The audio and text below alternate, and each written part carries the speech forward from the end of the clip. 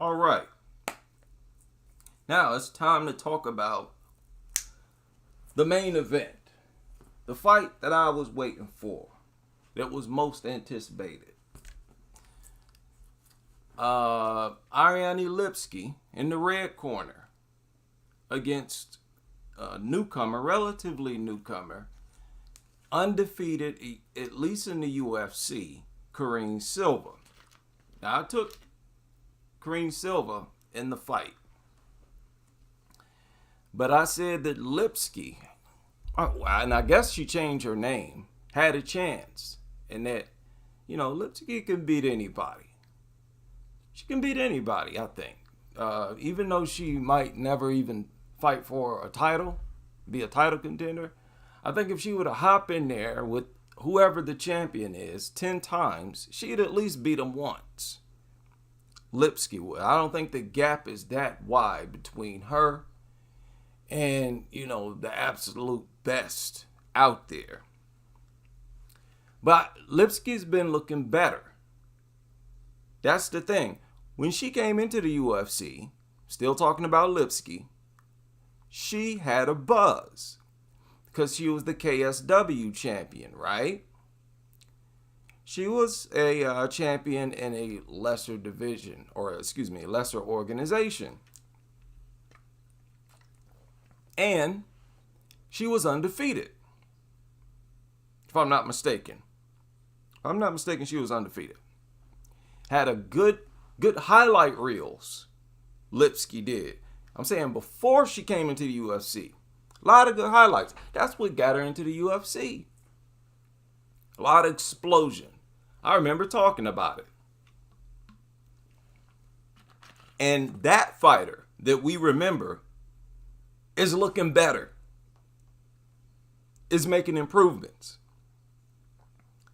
So it's no surprise to me. That's why I said she got a chance to win this fight. And I had a good feeling that she would make Karine Silva look human in the UFC. Silva has tasted defeat, but not in the UFC. And that's all that matters for the most part.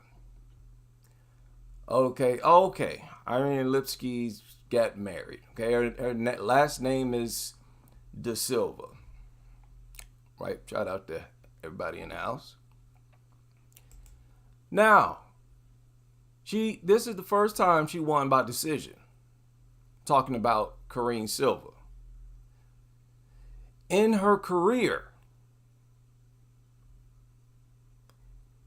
Now, how far back does her career stretch?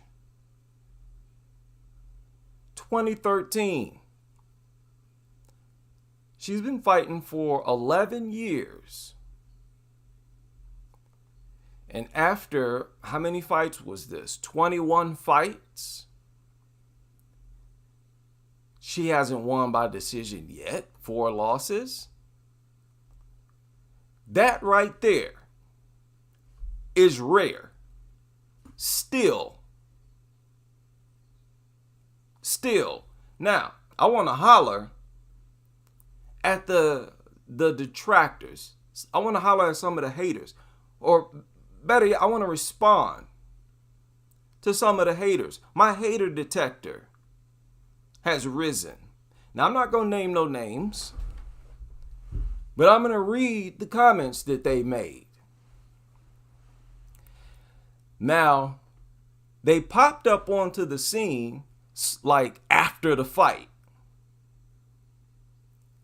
Waited until they saw Lipski survive and put up a fight, put up resistance. Okay, this is why I don't wrench nobody up on this channel. I don't wrench people up on this channel.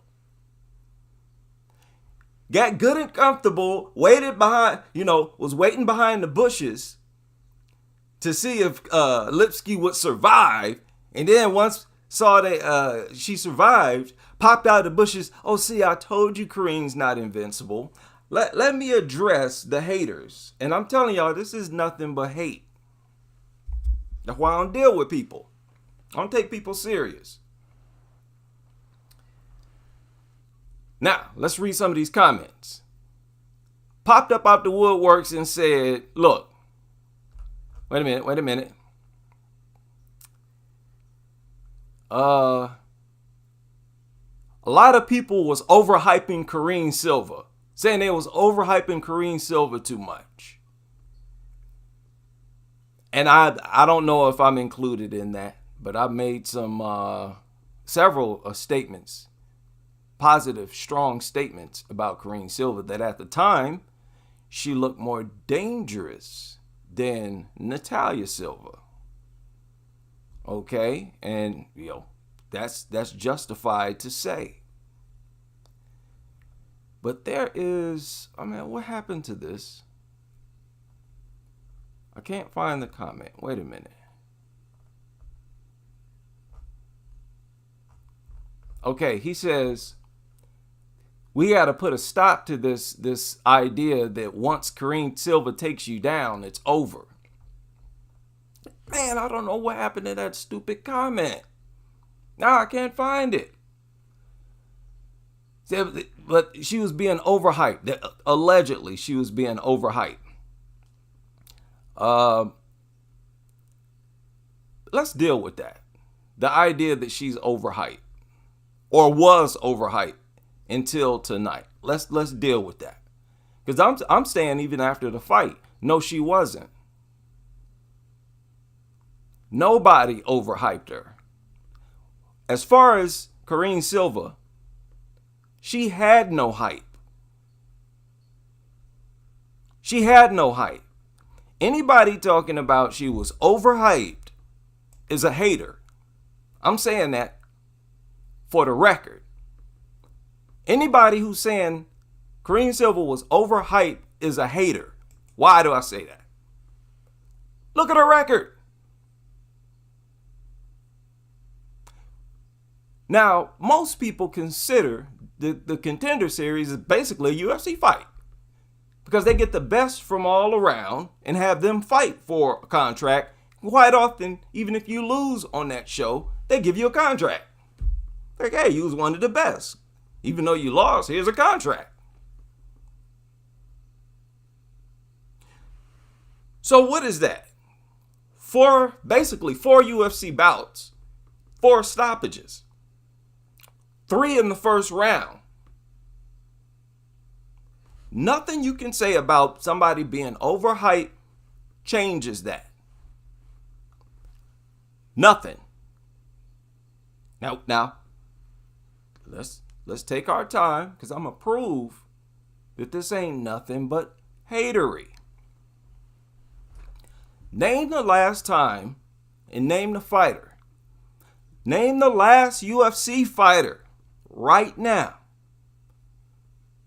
who won their first, second, third, and fourth UFC bout by stoppage. 3 in the first round, 1 in the second. I'll wait.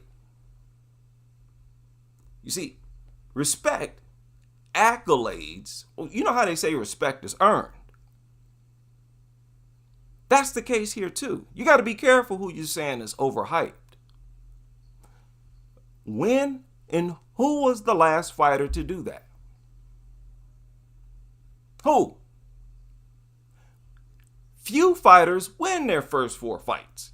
Few fighters win the Contender Series fight and then go on to win 3 more in the UFC by stoppage. And all your 3 UFC bouts, stoppage in the first round. Who was the last fighter to do that? And I'm going to give y'all as much time as you want. Go Google it. So even though she was, and she won the fight, she's already broken records. This is what I was trying to get y'all to understand. A lot of these fighters deserve credit for breaking little records like that. There's several of them. Just like you got fighters who got the most top time, takedown defense, best takedown defense. Who was the last fighter to do that? To do what Karine already did. There's nothing you can do to change it. If any other fighter come in the UFC, well, fight on the Contender Series, win by stoppage, and win their first 3 UFC bouts by first round stoppage, anybody else do that going to have the exact same buzz. Respect is earned. Ain't nothing you can do to change the numbers. Wasn't nobody overhyped. Now, had she submitted Lipski, we wouldn't be hearing no lip. And she almost submitted her more than once. We wouldn't hear nothing if she would have submitted her. So, yeah, let's just put it out there for the record, for the hate. Look at this. Take a good look at this record. On top of that, all of that I've just pointed out, one of those fighters had to be carried out in a stretcher. You let me know when the next female does that. What Silva already did. Now, while you taking time to do your little Google search,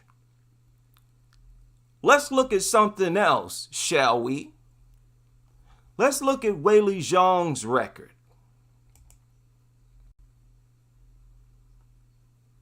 Oh, yeah.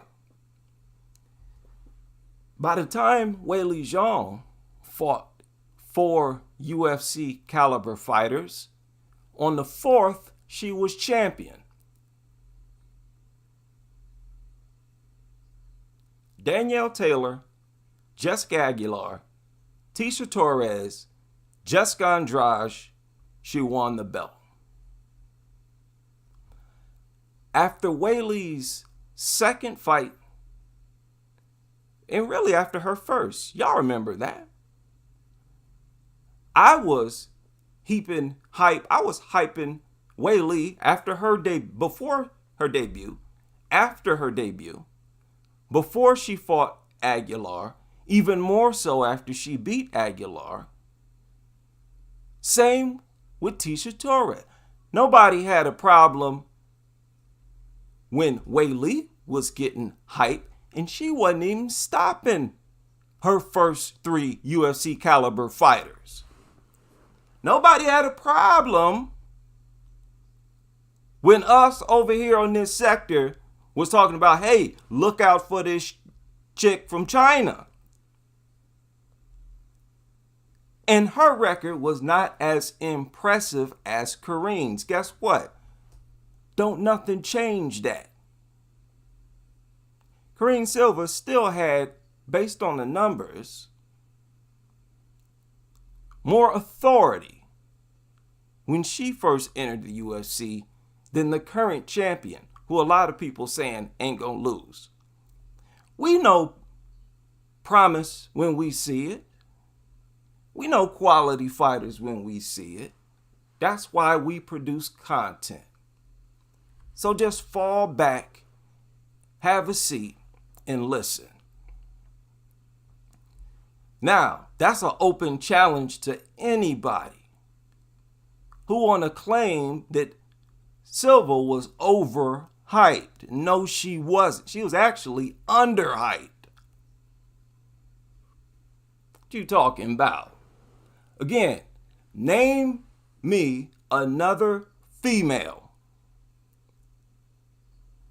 who can have consecutive bouts, back-to-back bouts, what like Karine did. Have back-to-back bouts, don't even have to skip none, and use all 4 of those fights on a highlight reel to promote the upcoming fight. The UFC, all they did was compile the finishes of the win on Contender Series, the very next one, Poliana Botelho, very next one, who was carried out on a stretcher, Ketlin Souza, and the next one. Use all 4 of them as the highlight reel. They understood. The UFC understood. That's the most impressive part of her career. It's her last 4 fights under our banner. How you gonna say somebody overhyped when the UFC do something like that? Crickets. You let the professionals deal with this. Let us narrate and pilot this ship. You just fall back and take notes. Now, I made a video, a live stream before the fight even started. I said, can Lipski make Silva look human? She did. She made her look human. And I thought she had her in trouble for a minute on the feet. I couldn't really see what happened. Oh, let's put this up here for the haters.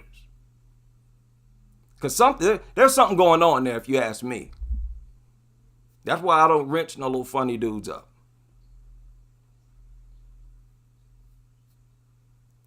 She made her look human. Silva looked tired to me. By the third round, she was looking tired. Too many kicks. Where's her hands? Silva ain't got no hands, really. She can throw haymakers, but she really don't have no hands. Ketlin Souza got better hands than her. That's a problem for Karine Silva. Her gas tank ain't the only hole in her game. And see, that's another quality that we, us content creators, have. We can give you your props and talk about the holes you got in your game. I've pointed out more holes in her game than the people who telling us that we overhyping her. How we overhyping her? We pointing out stuff that y'all ain't even pointed out yet.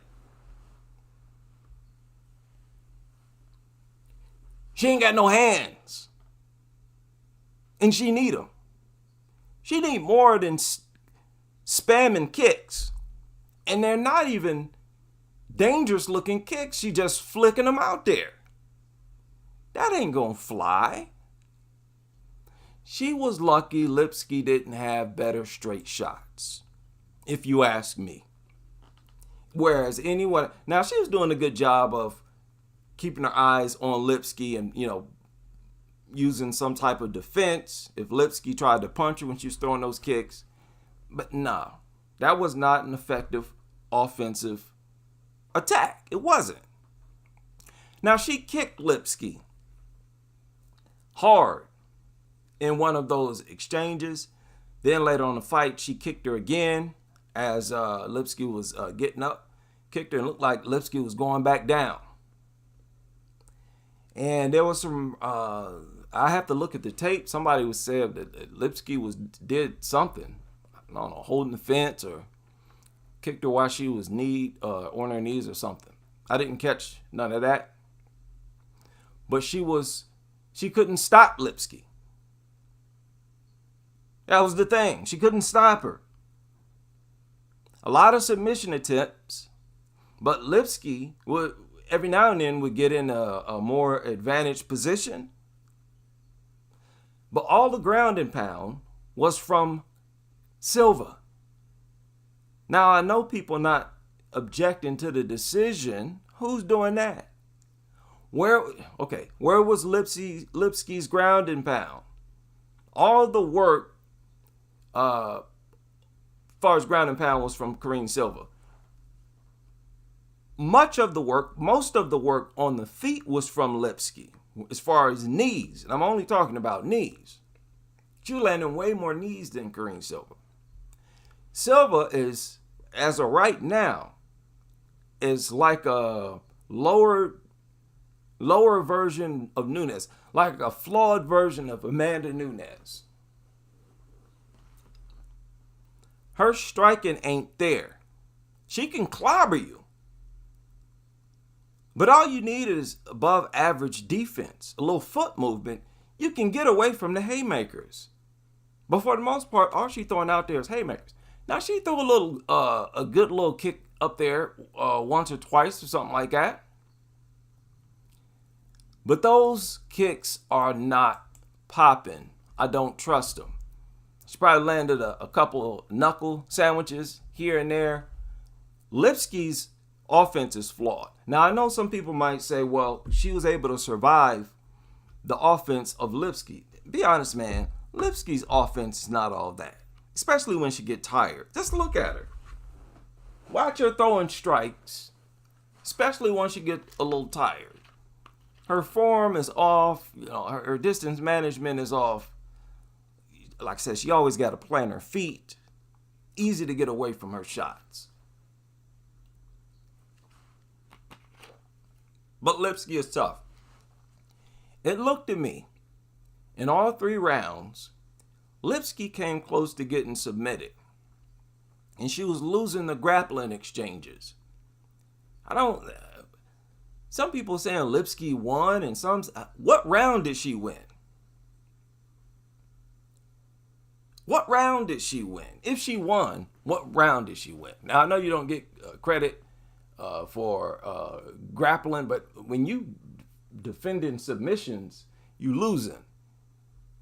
Somebody got your back and controlling you, you losing.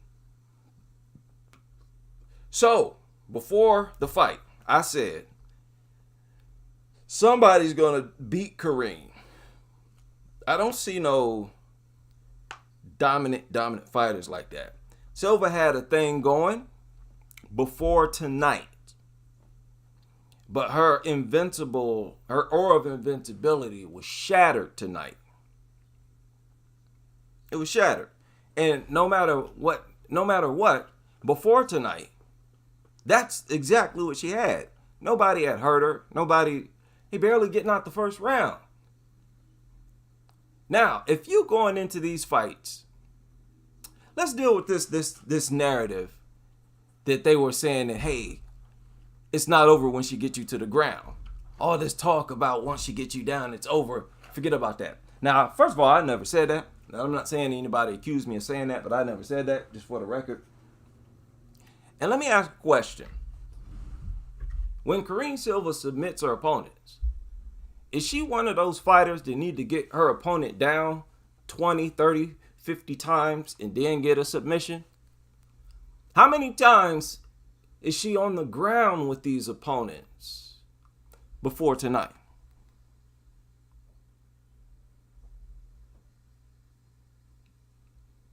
Look, if you submitting your opponents, the first time you get them down, it is what it is.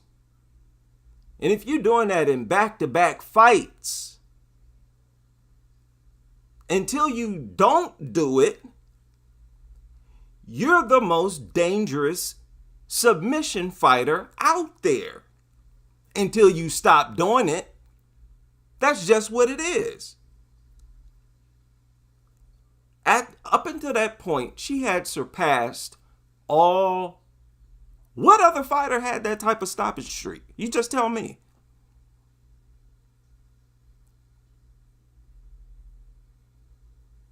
Four consecutive UFC caliber fighters, 3 stopped in the first round. Again, going to the ground, once, twice? The other one ended. You tell me, where are they? What are their names? You can't overhype in combat sports. The fighters either got the record or they don't. Simple as that. And I think Karine Silva's going to come across a high-level striker, and that's who's going to beat her. Or somebody on the ground. Couple moments there, Lipski looked like Silva was defending from submissions too. She defended from a knee bar. I think it was a knee bar. And from something else. I can't remember what it was. But she was defending too. Lipski went for a submission a couple times as well. And Silva was on her back. And she didn't want to be on her back. She was on her back. So, look, that's vulnerability. That is what took her aura of invincibility. If you come into the UFC and you don't have any bad moments, guess what? You are the number one. You're breaking records. If Suarez winning by decision, stopping fighters in the third round, 1 out of 3, 1 out of 4, you doing better than Suarez. I don't care. People are so goofy. They're so goofy. They're such haters. They hate to see other people be successful. And they just love and throw a party at when people who were once successful, who were showing it, they love to see and celebrate when they fall short. And here they come with the pom-poms and the, oh, here I am to set the record straight. Oh, I told you it was all hype. Stop it. These are pathetic, pitiful types of people. I mean, they truly are. Not the type of people you want to surround yourself with. So, this is the flyweight division. If you ask me, Natalia Silva still looks dominant. But she was looking challenged to me in some ways. Natalia Silva. More, I'm not the only one who's pointed that out. It's hard to be a flawless fighter. Pretty much impossible. But it's all about how strong your strengths are. Can your strengths be stronger than your opponents? Right? And can your weaknesses be overcome by your strength? Joanna's a good example. Weakness, ground fighting. Her strength of takedown defense, ability to get back to her feet, nullified it. Keep it on the feet, she got better striking. Boom. Dominant fighter. Even with holes. Even with holes in your game. Dominant fighter. Silva could have stopped Lipski in the first round. Had she done that, she would still be the most dominant fighter in the division. And really of all the females. This wasn't a loss for her. And the thing is, people should calm down. I've seen this before. We all seen this before.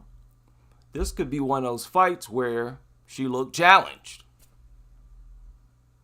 And then went on to continue looking dominant again. This happened several times with several fighters. Or she could go on to be challenged, lose her next fight, go on, get knocked out for the remainder of her contract. Who knows? But if you're not brave enough to make predictions ahead of time, I don't want to hear you after it's all over. I don't want to hear you after it's all over. And if you don't have a problem with people, giving praise to fighters who didn't even do as well, I don't want to hear nothing when another fighter come along who doing better, getting the same amount of hype as the fighter they was doing better than. I don't want to hear nothing. This is all about math. Simple as that. Say Lipski won round 3. Yeah, it looked like she caught a knee or something. Or a kick, and she fell back into the cage, and it looked like Lipski kind of jumped. And I don't know if she hit her, but it looked like she hit her because Silva got out of there. She moved laterally and got out of there. Yeah, but I don't think Lipski looked good. She been making improvements, but she really didn't look good in this fight to me. Neither one of them looked good. Silva looked the same. She just couldn't get a stoppage, and that's why she didn't look as good as she usually do. If she would have gotten that submission in the first round, nobody would be saying nothing. That's basically what it boiled down to. We all know this, or martial arts is like a craft where you can learn from your mistakes. Who knows? Maybe she'll learn from this mistake and start getting back in her finishing ways. As it is, right now, we're talking about her winning by decision for the first time. So guess what? We're still talking about a dangerous fighter. And remember, she came very close to stopping Lipski several times. And this is an improved Ariane Lipski.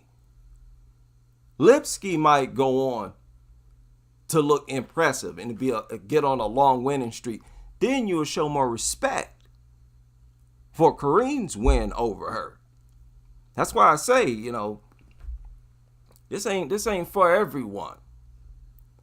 How many fighters have we seen make improvement? Karine is still making improvements this late in her career. I feel like Macy Barber is improving. A lot of fighters making improvement. If you ask me, I thought Liang Na made improvement. She looked better now than she did when she first came into the UFC. So who's to say Karine Silva won't make improvements? So haters, go grab a pacifier somewhere and start to appreciate other people's success. It's bad energy to celebrate other people's downfall. Y'all didn't hear me hop on here talking about I told you when who's the Mexican girl? Yasmin Yarigi, she got knocked out. No, it's like, man, that was horrible for when you got stars undefeated, winning by stoppages, that improves the stock of WMMA, period. Those are the standout fighters. Those are the ones you promote, right? There's the ones that you promote. Like, hey, we got a star here that can't be beaten. You don't celebrate when those types of fighters lose, you bum. A lot of these people, they really ain't fans of the sport. They just haters at heart. And they use the sport sort of as a way to act out their little hatred. Yeah. So, hey, hopefully Karine Silva can get back to her menacing ways. Same with Suarez. Hey, Verna's looking good. Good luck to her. Hopefully somebody at 135 can do the same. See, the real fans have been begging for anybody to surface at 135. We've just been begging for talent. And then come Kayla Harrison. Huh? I pulled out the pom-poms for Kayla Harrison. Nobody got a problem with that. See, when I'm hyping up the Kayla Harrisons and Weili Zhongs and Yan Xiaonans of the world, they look at, okay, yeah, you're doing your job. Keep going. Good job. See, look out for the bias. So hopefully Kayla Harrison can continue to stay undefeated and win by stoppage. I know what will evolve the sport. That is stoppage. Dominant fighters who win by stoppage.